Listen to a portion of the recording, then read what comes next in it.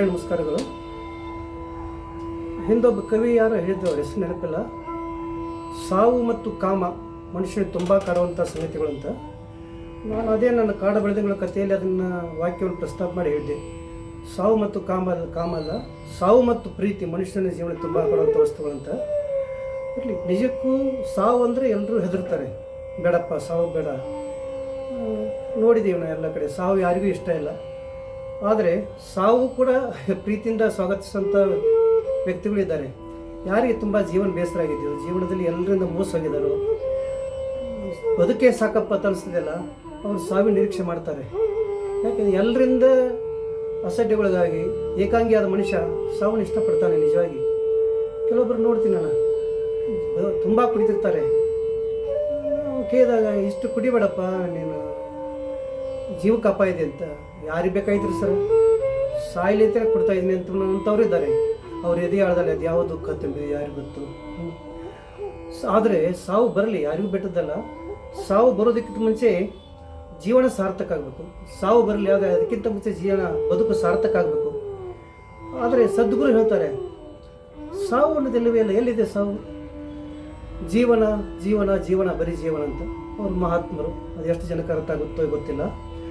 ಆದರೆ ಸಾವಿಗೆ ಮುಂಚೆ ಬದುಕು ಸಾರ್ಥಕ ಆಗಬೇಕಾದ್ರೆ ಮನುಷ್ಯನ ಆತ್ಮ ತೃಪ್ತಿಯಾಗಿರಬೇಕು, ನೆಮ್ಮದಿ ಇರಬೇಕು. ಆತ ಬಯಸಿದಂಥ ಬದುಕನ್ನು ಆತ ಬದುಕಬೇಕು. ಒಬ್ಬೊಬ್ಬರಿಗೆ ಒಂದೊಂದು ಬಯಕೆ ಈಡೇರಬೇಕು. ಇಲ್ಲವಾದರೆ ಸಾವು ಯಾತನಾಮಯವಾಗಿರ್ತದೆ. ಒಬ್ಬರಿಗೆ ಸಾಧನೆಯ ಕನಸು, ದೊಡ್ಡ ವಿಜ್ಞಾನಿ ಆಗಬೇಕು, ದೊಡ್ಡ ಸಾಹಿತಿ ಆಗಬೇಕು, ಕಲಾವಿದ ಆಗಬೇಕು. ಇನ್ನೊಬ್ಬರಿಗೆ ಶ್ರೀಮಂತಿಕೆ ಕನಸು. ಒಬ್ಬೊಬ್ಬರಿಗೆ ಜೊತೆಯಾಗಿ 20-30 ವರ್ಷ ಜೊತೆಯಾಗಿ ಪ್ರೀತಿ ಮಾಡಿ ಬದುಕಿ, ನೀ ಯಾರೋ ಏನೋ ನನಗೆ ಗೊತ್ತಿಲ್ಲ ಅನ್ನುವಂತೆ ಮಾತಾಡಿ ಕೈ ಕೊಟ್ಟು ಹೋಗುವಂಥ ಪ್ರೇಯಸಿಯ ನೆನಪು. ನಾನು ಕೊನೆಯ ದಿನ ಆದರೂ ನಾನು ಸಾವಿಗೆ ಮುಂಚೆ ನೋಡಬೇಕು ಅನ್ನೋಂಥ ಆಸೆ. ಆತ ಅಕಸ್ಮಾತ್ ಅವನಿಗೆ ಭೇಟಿಯಾಗದಿದ್ದರೆ ಅವನು ಸಾವಿನಂಥ ಯಾತನಾಮಯ ಜಗತ್ತು, ಯಾತನಾಮಯ ಬದುಕು ಇನ್ನೊಬ್ಬರಿಗೆ ಶತ್ರುಗೂ ಬೇಡ. ಅಷ್ಟು ಜೀವ ಇಟ್ಟಿರ್ತಾನೆ ಆ ಹೆಣ್ಣಿನ ಮೇಲೆ. ಆದರೆ ಅವನು ಸಾಯಕ್ಕೆ ಮುಂಚೆ ಅವಳು ತನ್ನ ಮುಖ ತೋರಿಸ್ತಾ ಇದ್ದರೆ ಅವನು ಸಾವು ನಿಜಕ್ಕೂ ಯಾತನಾಮಯ. ವಯಸ್ಸಾದಂತೆ ಮನುಷ್ಯನ ಮನಸ್ಸು ಸಾವು ಬಯಸುತ್ತದೆ. ಯಾಕಂದರೆ ಶರೀರ ಎಲ್ಲ ಸೋತು ಹೋಗಿರ್ತದೆ, ವಿಚಾರ ಶಕ್ತಿ ಇರೋದಿಲ್ಲ, ಕಿವಿ ಕೇಳೋದಿಲ್ಲ. ಸಾವು ಬೇಕು ಅಂತ ಮನುಷ್ಯ ಸಹಜವಾಗಿ ಬಯಸ್ತಾನೆ. ಅದಕ್ಕೆ ನಮ್ಮ ಖ್ಯಾತ ನಟ ದ್ವಾರಕೀಶ್ ಅವರು ಕೊನೆಯ ವಿಡಿಯೋಗಳನ್ನು ನೋಡಿದ್ದೀನಿ ನಾನು. ಸಾವು ಬೇಕು, ಸಾವು ಮನುಷ್ಯನಿಗೆ ಬೇಕು ಅಂತ ಮಾತಾಡಿದ್ದಾರೆ. ಅವರು ಹಳೆ ವಿಡಿಯೋ ತೆಗೆದು ನೋಡಬೇಕಾದ್ರೆ ಅದೇ ಮನುಷ್ಯ ಸಾವನ್ನು ಒಪ್ಪಿಕೊಂಥ ಸ್ಥಿತಿಗೆ ಮುಟ್ಟಿಬಿಟ್ಟಿರ್ತದೆ. ಅದೇ ರೀತಿ ಅಂಬರೀಷ್ ಅವರ ಒಂದು ಚಿತ್ರದಲ್ಲಿ ಒಂದು ಹಾಡಿದೆ, ಹುಟ್ಟಿದು ಹೋದ್ರಿಲ್ಲ ಸಾಯ್ದೆ ಹೋದರೆ ಹೇಗೆ ಹೇಳಣ್ಣ, ಮುಂದೆ ಹುಟ್ಟು ಜನರಿಗೆ ಜಾಗ ಬೇಕು ಕಣಣ್ಣ ಅಂತೇಳಿ. ನಿಜ ಇದೆ ಒಂದು ರೀತಿಯಿಂದ ಆ ಮಾತು. ಅದೇ ರೀತಿ ನೋಡಿ, ಮಲ್ಲಸರ್ಜರನ್ನು ಪೇಶ್ವರು ಹಿಡ್ಕೊಂಡು ಹೋಗಿದ್ರು. ಕಿತ್ತೂರು ರಾಣಿ ಚೆನ್ನಮ್ಮನ ಪತಿಯನ್ನು ಹಿಡ್ಕೊಂಡು ಹೋದಾಗ ಅವರು ಅನಾರೋಗ್ಯವಾಗಿತ್ತು. ಅವರಿಗೆ ಒಂದೇ ಆಸೆ, ನಾನು ಸಾಯ್ತೀನಿ, ಆದರೆ ನಾನು ನನ್ನ ಕನ್ನಡ ನಾಡಿಗೆ ಹೋದ ಮೇಲೆ ನನ್ನ ಜೀವ ಹೋಗ್ಬೇಕಂತ. ಅವರ ಆಸೆ ಈಡೇರಿತು. ಅವರು ಬಂದು ನಮ್ಮ ಅರಭಾವಿ ಮಠದ ಮುಂದೆ ತಮ್ಮ ಪ್ರಾಣವನ್ನು ತ್ಯಾಗ ಮಾಡಿದರು. ಆ ಜೀವ ಬಿಡುವಾಗ ಮಹಾತ್ಮರಿಂದ, ಅರಭಾವಿ ಮಠದ ಗುರುಗಳಿಂದ ಬಾಯಲ್ಲಿ ತೀರ್ಥವನ್ನು ಕುಡಿದ್ಬಿಟ್ಟು ತಮ್ಮ ಜೀವನ ಶಿವನ ಪಾದ ಸೇರಿದರು. ಅಂದರೆ ಅವರ ಬದುಕು ಕೂಡ ಸಾರ್ಥಕ. ಒಬ್ಬ ಸ್ವಾಮಿಗಳಿಂದ ತೀರ್ಥ ಸ್ವೀಕಾರ ಮಾಡಿ ಅಲ್ಲಿ ನೆಮ್ಮದಿಯ ಸಾವನ್ನು ಬಿಡ್ತಾರೆ. ಅಂದರೆ ಅವರ ಆಸೆ, ನನ್ನ ಕನ್ನಡ ನಾಡಿಗೆ ಹೋಗಬೇಕು, ಕನ್ನಡ ನಾಡಿನಲ್ಲೇ ನಮ್ಮ ದೇಹ ಮಣ್ಣಾಗಬೇಕು ಅಂತ ಮಹಾತ್ಮರ ಆಸೆನೇ ಇರ್ತದೆ. ಇನ್ನೊಂದು ನೋಡಿ, ನಜೀರ್ ಸಾಬ್, ಗೋರಣ್ಣ ಸಾಬ್ ಅಂತಾರೆ, ಅಂಥ ಮಹಾನ್ ವ್ಯಕ್ತಿ. ಅವರಿಗೆ ಕ್ಯಾನ್ಸರ್ ಆಗಿ ಸೀರಿಯಸ್ ಆಯಿತು, ಗಂಟಲಿಗೆ ಆಸ್ಪತ್ರೆಯಲ್ಲಿದ್ದರು. ನೋಡಲಿಕ್ಕೆಲ್ಲ ರಾಜಕೀಯ ವ್ಯಕ್ತಿಗಳು ಹೋಗಿದ್ದರು. ಅವರಿಗೆ ತಮ್ಮ ಸಾವಿನ ಬಗ್ಗೆ ಚಿಂತೆ ಇಲ್ಲ, ಸಮಾಜದ ಬಗ್ಗೆ ಕಳ್ಕೊಳ್ಳಿ, ಸಮಾಜಕ್ಕೆ ಏನಾದರೂ ಮಾಡಬೇಕಿತ್ತು. ಅವರು ನೋಡ್ಲಿಕ್ಕೆ ಬಂದರೆ ಎಲ್ಲರೂ ರಸ ಮೋಸಂಬಿ ಎಲ್ಲ ತೊಗೊಂಡು ಅವ್ರು ಕೇಳ್ತಾ ಇದ್ದಾರೆ, ನಜೀರ್ ಸಾಬ್ ಅವರು ಏನು ಮಾಡಿದ್ರೆ ನಾನು ಕೊಟ್ಟು ಫೈಲ್ ಮೂವ್ ಮಾಡಿದಾರಾ, ಅದು ಜನಕ್ಕೆ ಮುಡಿತಾ ನಾನು ಮಾಡಿದ ಕೆಲಸ ಅಂತ. ನೋಡಿದವ್ರ ಕಣ್ಣಲ್ಲಿ ನೀರು ಬಂತು. ಈಗ ನಮ್ಮ ಸಾಹೇಬರು ಕೊನೆಯ ಕ್ಷಣಗಳು, ಆ ಕ್ಷಣದಲ್ಲಿ ಕೂಡ ನಮ್ಮ ಕರ್ನಾಟಕದ ಬಗ್ಗೆ, ನಮ್ಮ ನಾಡಿನ ಬಗ್ಗೆ ಚಿಂತೆ ಮಾಡ್ತಾ ಇರಲಿಲ್ಲ ಅಂತ. ಸಾವಿನಲ್ಲಿ ಕೂಡ ಸಮಾಜವನ್ನು ಪ್ರೀತಿ ಪಡುವಂಥ ವ್ಯಕ್ತಿತ್ವ ಅವ್ರದ್ದು. ಈಗ ಮಹಾನ್ ಕಲಾವಿದ ಡಾಕ್ಟರ್ ರಾಜ್ಕುಮಾರ್ ಅವರ ಬದುಕು ಸಾರ್ಥಕ. ಇಡೀ ಜಗತ್ತಿನಲ್ಲಿ ಅವರಂಥ ನೆಮ್ಮದಿಯ ಬದುಕು ಯಾರ್ದೂ ಇಲ್ಲ. ಎಲ್ಲ ರೀತಿಯ ವಿಶ್ವದ ಶ್ರೇಷ್ಠ ನಟ, ಆದರೆ ವಿಶ್ವದ ಶ್ರೇಷ್ಠ ನಟ ಆದರೂ ಅವರ ಒಂದು ಕೊನೆಯ ಕೊರಗೆ ಇದ್ದೇ ಇರ್ತದೆ. ಅವರು ಮಾಡಿದಂಥ ಈ ಮಹಾನ್ ಸಾಧನೆಯನ್ನು ಅವರ ತಂದೆ ಅವ್ರು ನೋಡಲಿಲ್ಲವಲ್ಲ, ಎಲ್ಲರೂ ನೋಡಿದರು. ತಂದೆ ನೋಡಬೇಕಾಗಿತ್ತು, ನನ್ನ ತಂದೆ ಕೂಡ ನನ್ನ ಸಾಧನೆ ನೋಡಬೇಕಾಗಿತ್ತು ಅನ್ನೋಂಥ ಕೊರಗು ಆ ಮಹಾನ್ ನಟನ ಆತ್ಮದಲ್ಲಿ ಇದ್ದೇ ಇರುತ್ತೆ.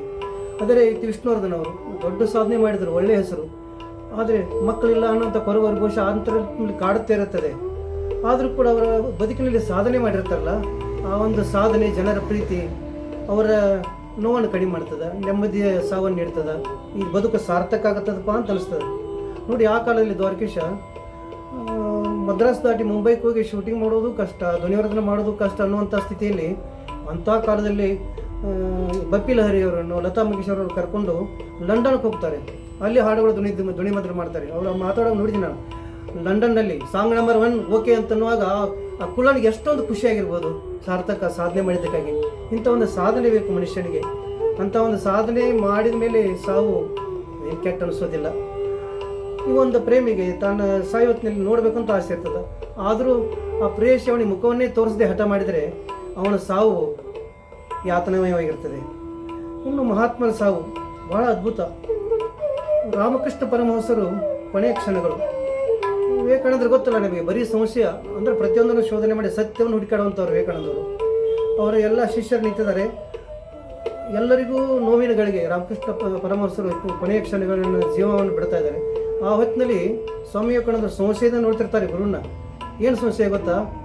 ಅಲ್ಲ, ಇವ್ರನ್ನ ಗುರುವಾಗಿ ಸ್ವೀಕಾರ ಮಾಡಿದ್ದೀನಿ, ನಿಜಕ್ಕೂ ಇವರು ನನಗೆ ಯೋಗ್ಯ ಗುರುಗಳು ಅಥವಾ ಇಲ್ಲ ಅಂತ. ಅಲ್ಲ, ಎಷ್ಟು ವಿಚಿತ್ರ ನೋಡಿ. ಅಂಥ ಸ್ಥಿತಿಯಲ್ಲೂ ಕೂಡ ವಿವೇಕಾನಂದರು ಮನಸ್ಸಿನ ಶೋಧನೆ, ಗುರುಗಳ ಕೊನೆಯ ಕ್ಷಣದಲ್ಲಿ ಕೂಡ ಅವರು ಇದರ ವಿಚಾರ ಮಾಡ್ತಾ ನಿಂತಿದ್ದಾರೆ, ಇವರು ನನಗೆ ಯೋಗ್ಯ ಗುರುಗಳಾಗ್ತ.